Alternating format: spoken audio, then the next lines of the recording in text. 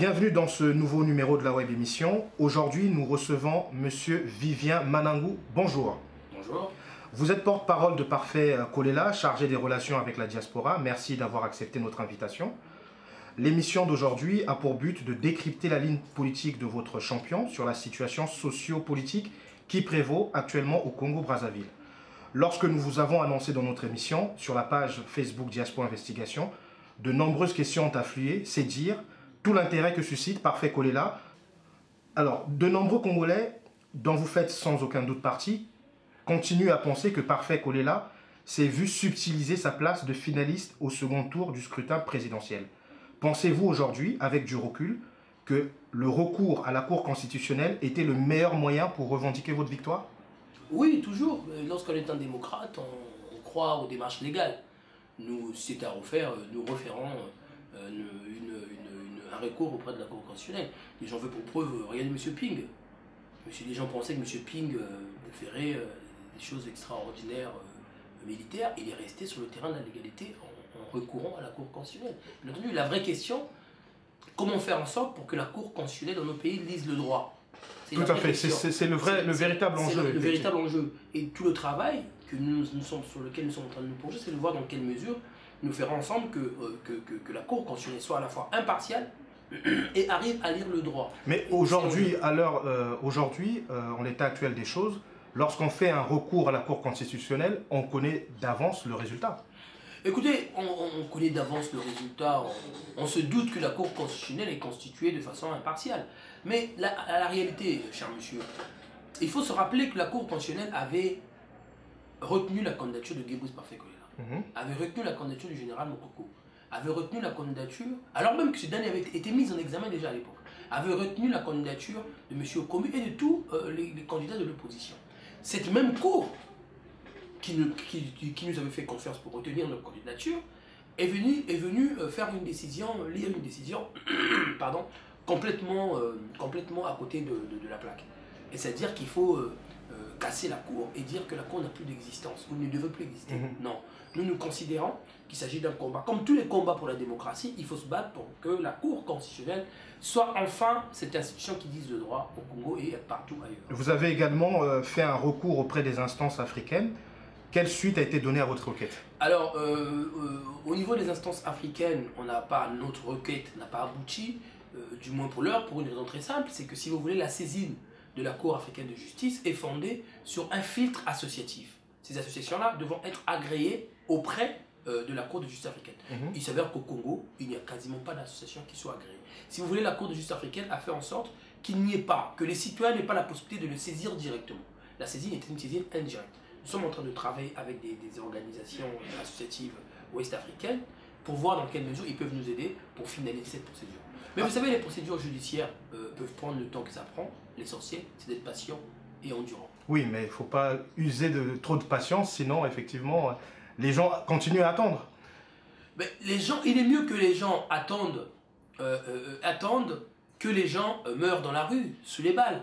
Je rappelle que l'alternative aux démarches légales, c'est la rue. C'est la rue. Or, chers amis, M. Sassou a un permis de tuer. Il faut se le rappeler. Il faut se rappeler ce qu'il a fait chez M. Ndjourou.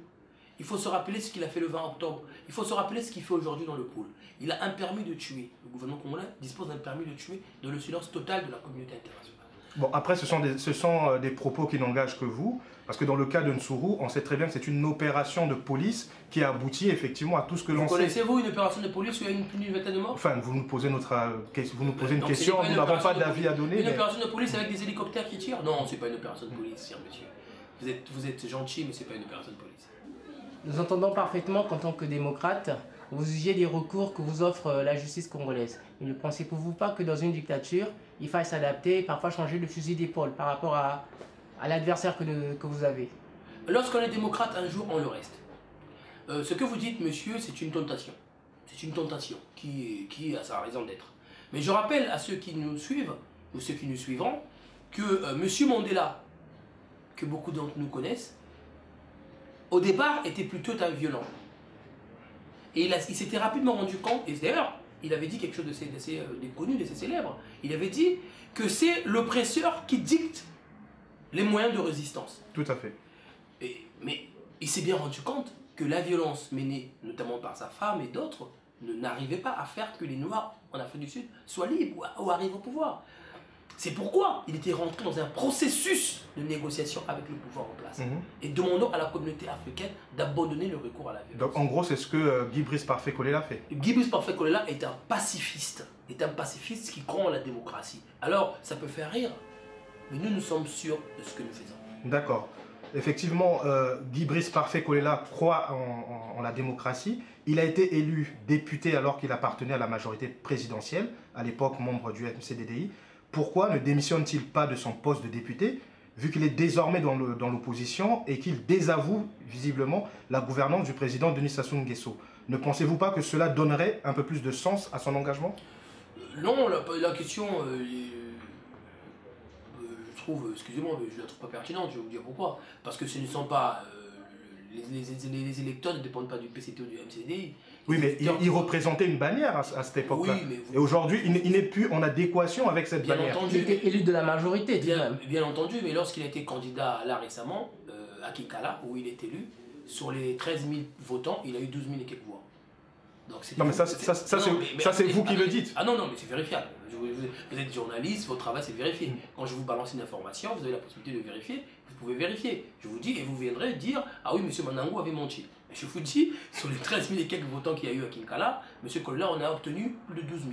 Ça veut dire quoi? Ça veut dire qu'il n'avait pas été élu à l'époque parce que sur la bannière de la majorité, comme vous dites. Il avait été élu à l'époque à Kinkala en tant que Guy Brice Parfait Kolela, sur lequel les populations de Kinkala se reconnaissent. Monsieur Manango, là on est en démocratie. Lorsque vous représentez, vous êtes candidat du MCDDI qui appartient à la majorité présidentielle, vous n'allez pas en tant qu'individualité, vous représentez un mouvement politique. Mais aujourd'hui vous n'êtes plus en adéquation avec ce mouvement politique, vous avez tout à fait le droit. Non, mais M. Kolela n'était pas candidat de la majorité comme vous dites. Il était candidat du MCDDI qui appartient à la majorité. Bien sûr, mais il était candidat du MCDDI. Oui, mais ne jouons pas avec les mots. Le MCDDI appartient jusqu'à preuve du contraire à la majorité. C'est très important ce que je dis. Je vais vous dire pourquoi. Parce que à Mayama, par exemple, où le MCDDI soutenait M. Matima, il y avait un candidat du PCT qui était M. Yoka. Oui. Et ce n'était pas deux partis de la majorité. Donc, comprenez bien que les questions ne sont pas aussi simples que vous les posez. D'accord. C'est pas aussi simple. Oui, mais alors, on a besoin d'éclaircissements pour nos web auditeurs. C'est ce que je vous dis. Il y avait des affrontements, même dans ces circonscriptions-là, entre le MCD et le PCT. Par ailleurs, moi, je ne suis pas membre du MCD, je ne l'ai jamais été. Je ne suis pas membre du MCD, donc je suis très mal placé pour répondre aux questions concernant le MCD. Concernant Guy Brice Parfait Kolela, ce que je peux vous dire, c'est que récemment à Kinkala, la population de... Je vais vous raconter quelque chose d'assez anecdotique. Le 18 mars, 2 jours avant, c'est le dernier jour de la campagne, nous étions à Kinkala. On avait fait une dernière tournée dans le monde. Nous sommes arrivés à Kinkala. Nous étions attendus à Kinkala à 16h. Nous sommes arrivés à Kinkala à 21h. Sous la pluie, il y avait des milliers de gens qui attendaient. Sous la pluie, nous avions plus de 5 heures de retard. Alors qu'est-ce qu'il faut comprendre? Allons droit à l'essentiel, M. Manango. Ce que je veux vous dire, c'est que ce n'est pas la bannière du MCDI qui détermine la capacité de mobilisation de Kolela. C'est une adhésion populaire à sa personne et à ses idées. Très bien. Alors, aujourd'hui, de nombreuses personnes s'interrogent.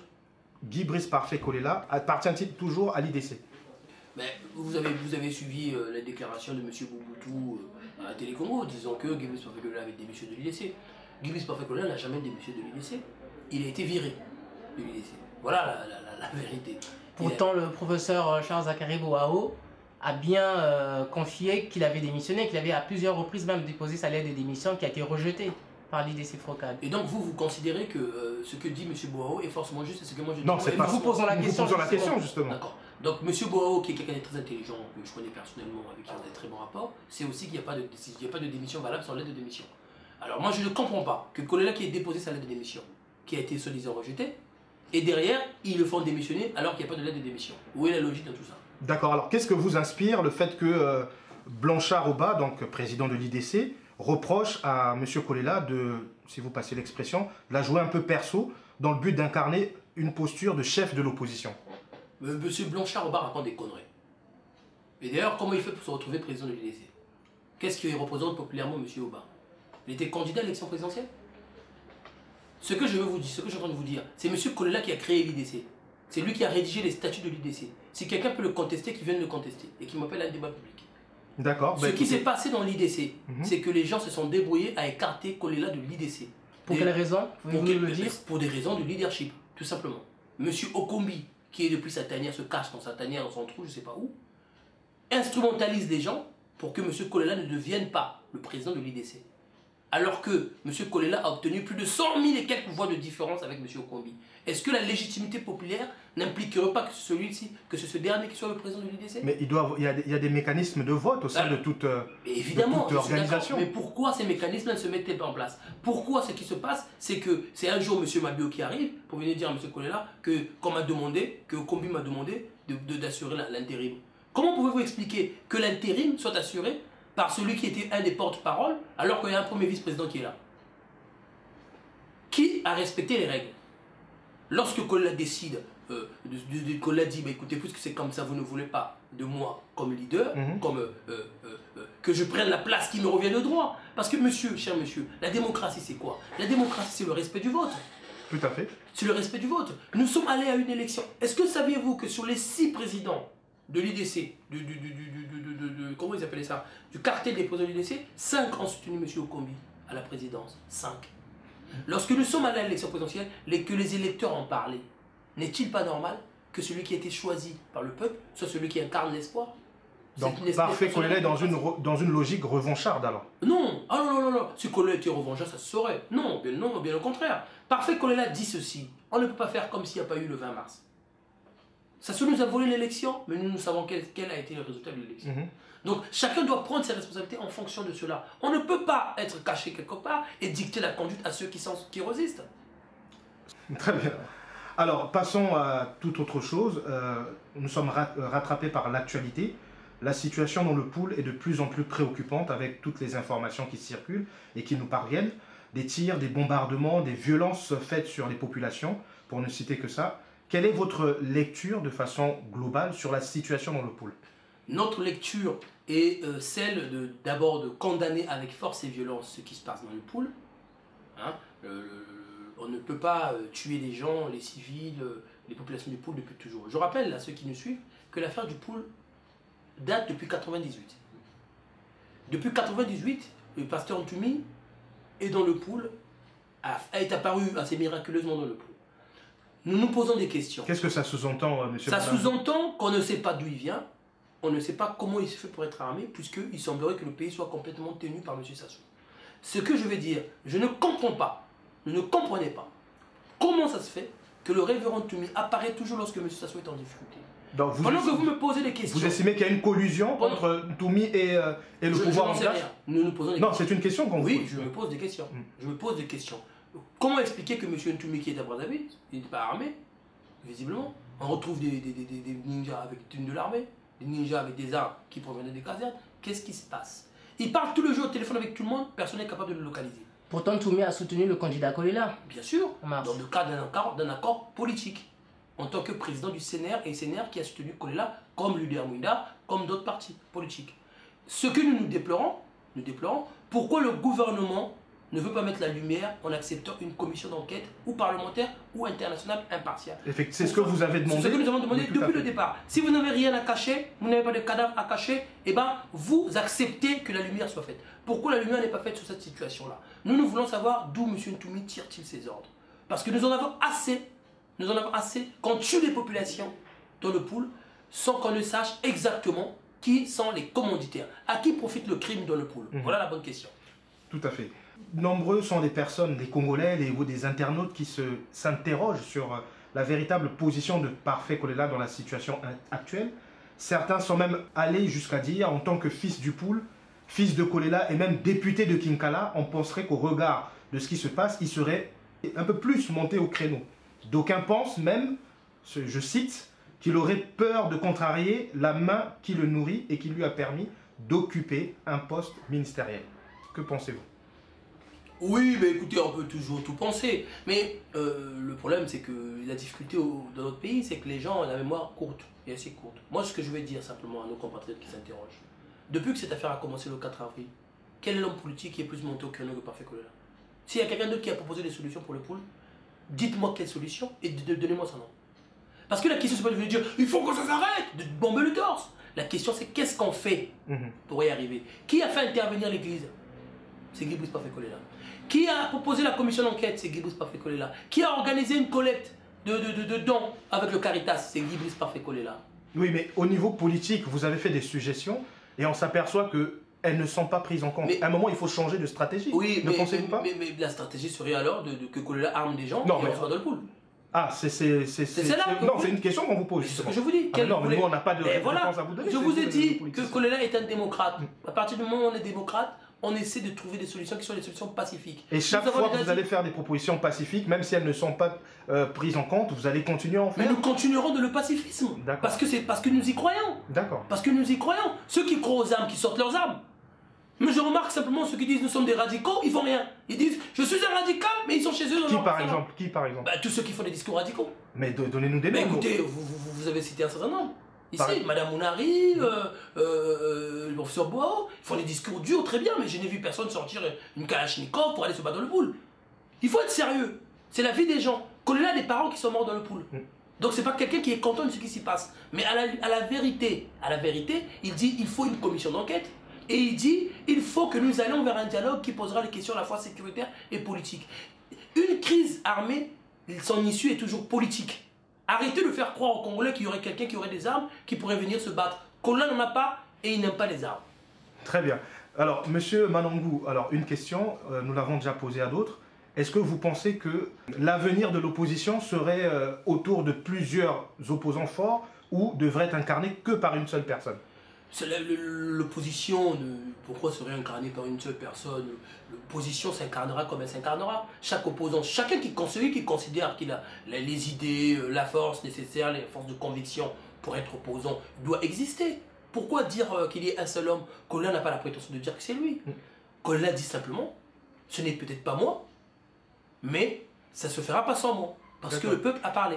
Donc, pour tout le reste, que chacun construise sa stratégie, ses idées, développe ses réseaux. Nous, ce que nous faisons, l'essentiel, c'est qu'on n'oublie pas que l'intérêt, c'est d'abord le peuple. L'intérêt, c'est d'abord le peuple congolais, et l'intérêt, c'est d'abord la chute du système Sassou. Et puis tout le reste, c'est du verbiage. Alors, une question un peu plus personnelle, monsieur Manangou. Alors, les yeux dans les yeux, est-ce que vous croyez vraiment en Kolela? Les yeux dans les yeux, monsieur Manangou. Évidemment, si je ne croyais pas en Kolela, je ne serais pas encore là à le défendre. D'accord. Alors, il se dit sur la toile et même ailleurs, même à Brazzaville, que ce qui vous anime, ce qui vous fait courir, c'est la récompense que Kolela vous aurait faite. C'est-à-dire que vous avez échoué en tant que candidat à l'élection législative à Tietie, d'aucuns en parlent, et que vous auriez une proposition de Kolela qu'il aurait ou qu'il négocierait directement avec Denis Sassou Nguesso. Mais ceux qui disent ça ne connaissent ni moi-même ni Kolela. Ils veulent dire des choses, mais vous savez, bon, il faut laisser dire les choses. Donc vous n'êtes pas candidat ceux qui me connaissent savent que j'étais candidat en 2012, alors que j'habitais en France. Je suis allé me présenter à Tietie, de la première circonscription de Tietie. Sur 17 candidats, je suis arrivé 3e. Je suis arrivé 3e et j'ai subi une campagne désastreuse vis-à-vis du PCT, où mes banderoles étaient arrachées, où mes posters étaient déchirés. Mes militants sont allés se battre jusqu'à dans le commissariat. Donc, c'est pas un type comme moi qu'on va dire, qu'on va prêter les intentions de vouloir collaborer avec Sassou pour devenir député. Moi, j'aurais pu être dans le gouvernement. J'aurais pu occuper un poste important au Congo si je voulais. Par rapport à vos aptitudes ou par rapport aux propositions qui vous ont été faites? Les deux. Donc vous avez décliné un portefeuille ministériel? Non, je n'ai pas dit des choses dans ce sens-là. Ah, d'accord. Mais ce que je dis, c'est que j'aurais pu occuper des fonctions importantes si j'étais dans une logique simplement d'allégeance ou de soumission. Si Guy Brice Parfait-Kolela était dans une logique d'allégeance aujourd'hui, pensez-vous que M. Mwamba a plus de poids politique que Kolela? C'est une question qu'on vous pose, justement. Vous pensez vraiment que si M. Mwamba peut devenir Premier ministre, Kolela ne pouvait pas devenir s'il le voulait? Réfléchissons, soyons sérieux. Non, arrêtons les conneries. Il n'y a pas d'alliance ou de traitement ou de stratégie pour devenir député, quoi que ce soit. Non. Nous n'irons aux élections législatives à certaines conditions. Si les conditions politiques sont réunies aujourd'hui, ça ne nous intéresse pas. Ces conditions n'étant pas réunies. Aujourd'hui, ce qui nous intéresse, c'est la fin des bombardements de l'Epoule. Ce qui nous intéresse aujourd'hui, c'est un dialogue inclusif sous l'égide de la communauté internationale pour régler les problèmes du Congo. Ce n'est pas un siège... Monsieur Manangou, si vous permettez, ça veut dire que dans les conditions actuelles, vous et Kolela, Kodea de façon générale, n'irez pas aux élections législatives Ce que l'année je suis en train prochaine. de vous dire, c'est que c'est pas dans le calendrier. C'est pas l'ordre du jour. Vous ne vous préparez pas pour les Législatives. législatives, pardon. Nous nous préparons pour les législatives. Parce que Oui, votre parce qu'il y a des législatives qui arrivent. Bah, c'est ce que le pouvoir semble dire Mais pour mars prochain. Ah bon? Mais non, mais moi je sais pas. Vous voyez, c'est vous qui m'informez. Je savais même pas qu'il y avait des législatives en mars prochain. D'accord. Je savais. Alors, pour détendre un peu l'atmosphère, Monsieur Manangou, est-ce que vous avez tous vos vaccins? Oui, il me semble, oui. Je suis quelqu'un d'assez. Vous êtes vacciné contre le virus de l'inguérisation, par exemple? Ça je savais pas. Mais si vous voulez, le virus de l'inguérisation, je sais pas où est-ce que ça se prend ce vaccin. Ça serait intéressant de savoir. Mais ce qui est certain, c'est que je suis pas un homme qu'on achète. Très bien. Écoutez, Monsieur Manangou, ça sera le mot de la fin. Vous n'êtes pas un homme qu'on achète. Merci d'avoir répondu donc à notre invitation. Merci à vous. C'était avec plaisir.